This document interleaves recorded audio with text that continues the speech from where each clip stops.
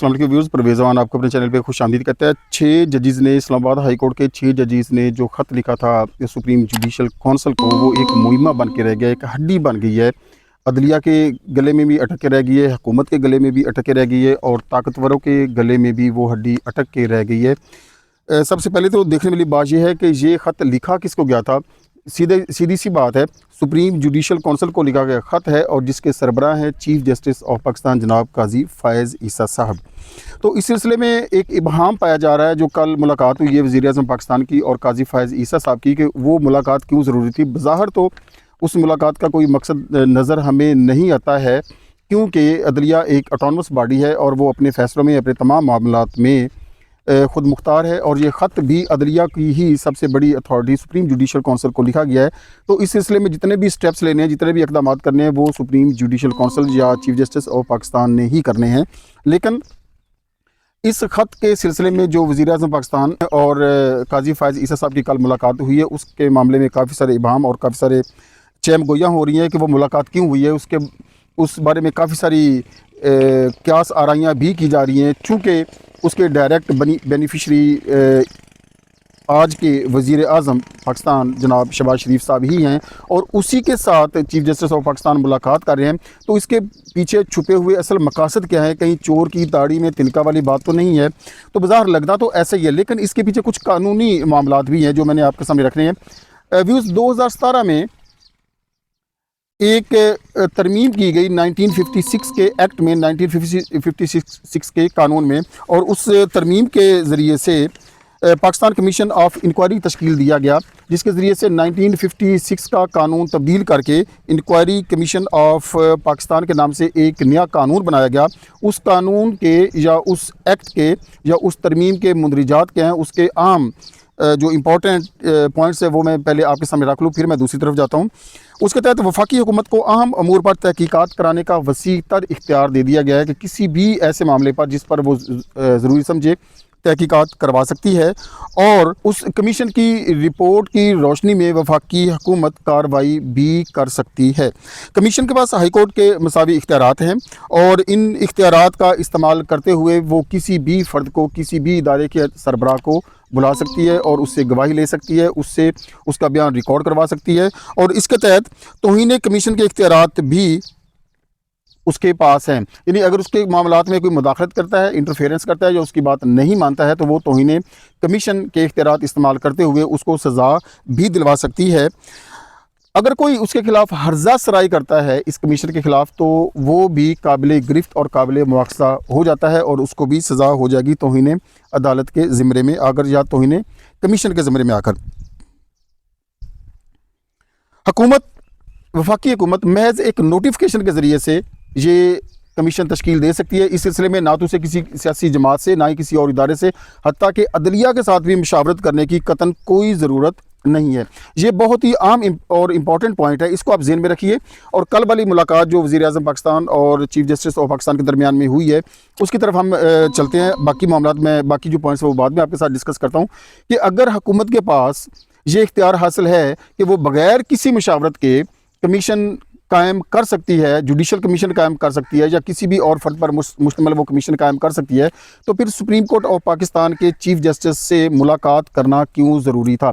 इसके पीछे जो क्यास आराइयाँ की जा रही हैं, जो चैम गोइयाँ हो रही हैं, जो स्पेकुलेशन हो रही है, वो उसको हम बईदज़ क्यास नहीं कह सकते हैं, क्योंकि बेनिफिशरीज़ भी जो भी जितने भी पिछले 1, 2, 3 महीने के दौरान में मामलात हुए हैं या 1.5 साल से ये सिलसिला चलता आ रहा है मुदाखलत का, या इसमें आप 2018 के तक जो आज एक बयान आया है कि 2018 से ये मामला जारी हैं, चलो वहीं से हम शुरू कर लेते हैं। तो अब तक का जो सबसे बड़ा बेनिफिशरी है वो बिज़ात खुद शहबाज शरीफ है और उसको बेनिफिट पहुंचाने वाले कौन है ये भी आपके इल्म है। मैं बहुत ही मोहतात रहकर और हालात की संगीनी के पेश नज़र किसी का नाम लेना यहाँ पर इस तरह से मुनासिब नहीं समझता हूँ, क्योंकि गिरफ्त का हमकान तो बहरहाल हर जगह पर मौजूद रहता है।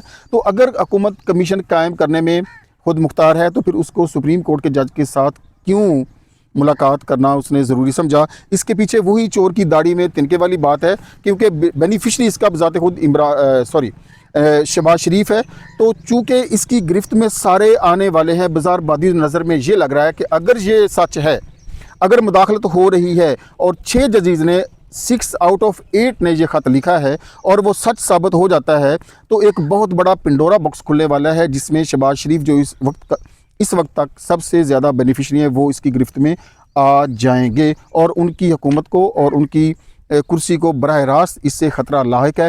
ہو سکتا ہے بظاہر اس کا مقصد جوڈیشل کمیشن قائم کرنا ہی ہو، لیکن ہو سکتا ہے اندر کھاتے اس میں معاملات وہی ڈسکس کیے گئے ہوں جس کے بارے میں تحفظات کا اظہار کیا جا رہا ہے۔ آگے چل کر اس کے پوائنٹ نمبر 6 آپ کے ساتھ ڈسکس کر دوں کہ کمیشن کو وقت دینے، یہ بہت ہی امپورٹنٹ پوائنٹ ہے، کمیشن کو وقت دینے اور پھر تحقیقات مکمل کرنے اور مزید تحقیقات کے لیے مزید وقت دینے کا بھی اختیار وفاقی حکومت کے پاس ہے۔ یہ وہ اختیار ہے جو کمیشن کو کی ورکنگ کو ڈسیبل کرتا ہے اور اس کی ورکنگ کو متاثر کرتا ہے، اور مزید وقت دیے جانے کا مطلب یہی ہے کہ اس میں وقت کا تعین نہیں کہ کتنے وقت میں اس نے اپنی رپورٹ پیش کرنی ہے حکومت کو، وقت دینے کا اختیار وفاقی حکومت کے پاس ہے، چاہے وہ 6 مہینے کا دے دے یا 6 سال کا دے دے۔ تو حال اگر یہ کمیشن بنتا ہے تو اس کا اثر بھی وہی ہوگا جو ماضی میں بنائے گئے کمیشنز کا ہوتا رہا ہے۔ کسی بھی کمیشن کی رپورٹ آج تک منظر عام پر نہیں آ سکی ہے اور اسے دبا ہی دیا گیا، ردی کی ٹوکری میں ہی ڈال دیا گیا۔ کسی بھی فرد کو بلانے، بیان لینے، دستاویزات تک رسائی، کسی بھی دفتری یا عدالتی دستاویزات تک رسائی اور گواہان کی طلبی یا کسی بھی پبلک ریکارڈ کو طلب کیے جانے کا اختیار بھی اس کمیشن کے پاس ہے، اور یہ کمیشن مکمل بااختیار ہے۔ تحقیقات کے بعد یہ کیس مجسٹریٹ کو بھیج سکتا ہے اور مزید اس پر کارروائی کا حکم دے سکتا ہے، کارروائی کی سفارش بھی کر سکتا ہے۔ پولیس سے بھی معاملے کی تحقیقات کرنے کا اختیار یا تحقیقات کروانے کا اختیار اس کے پاس موجود ہے۔ اب ہم چلتے ہیں کل کی اس ملاقات کی طرف جو وزیر اعظم کی اور چیف جسٹس آف پاکستان کی ہوئی ہے۔ بادی نظر میں تو یہی لگتا ہے کہ چونکہ یہ اختیار وفاقی حکومت کے پاس ہے تو وفاقی حکومت نے اپنے طور پر یہ ضروری سمجھا ہے کہ وہ اس کے ساتھ مشاورت کر لیں، لیکن مشاورت کرنے کے وہ پابند بالکل بھی نہیں ہے۔ لیکن دوسری طرف جو معاملہ ہمارے سامنے آ رہا ہے کہ یہ ملاقات چیف جسٹس آف پاکستان قاضی فائز عیسیٰ کی درخواست پر اور اس کی خواہش پر کی گئی ہے، تو اگر یہ قاضی فائز عیسیٰ کی خواہش پر کی گئی ہے تو یہ ان شکوک و شبہات کو تقویت دیتی ہے کہ اس کی گرفت میں چونکہ سارے آنے والے ہیں، اس لیے سب سے بڑے بینیفیشری سے مشاورت چیف جسٹس آف پاکستان کی ضروری تھی۔ لگتا یہی ہے کہ مشاورت اسی سلسلے میں کی گئی ہے کہ اب آگے کیا ہونے والا ہے اور کون کون سے اس گرفت میں آنے والے ہیں اور کس کس طرح سے اس گرفت سے بچا جا سکتا ہے اور کس طرح سے اس سارے معاملے کو ہم وائنڈ اپ کر سکتے ہیں۔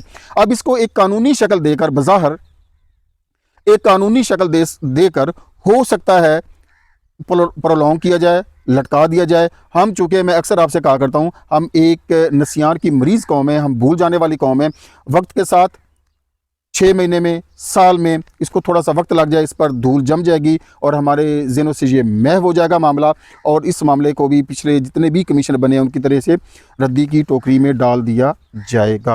ہو سکتا ہے اسی پر مشاورت ہوئی ہو، یا ہو سکتا ہے کسی کی نیت پر ہم نیت کے کو نہیں جان سکتے ہیں، کسی کے اندر کے ذہن کے اور دل کے حالات سے ہم واقف نہیں، وہ صرف اللہ تعالیٰ کے ساتھ واقف ہے۔ ہو سکتا ہے نیک نیتی کے ساتھ یہ کمیشن بنائیں اور اس کے نتائج تک پہنچیں۔ دعا یہی ہے کہ کم از کم اس کمیشن کا حال پچھلے کمیشن جیسا نہیں ہونا چاہیے۔ اب تک کے لیے اتنا ہی، اگلی ویڈیو تک اجازت دیجیے، اللہ حافظ۔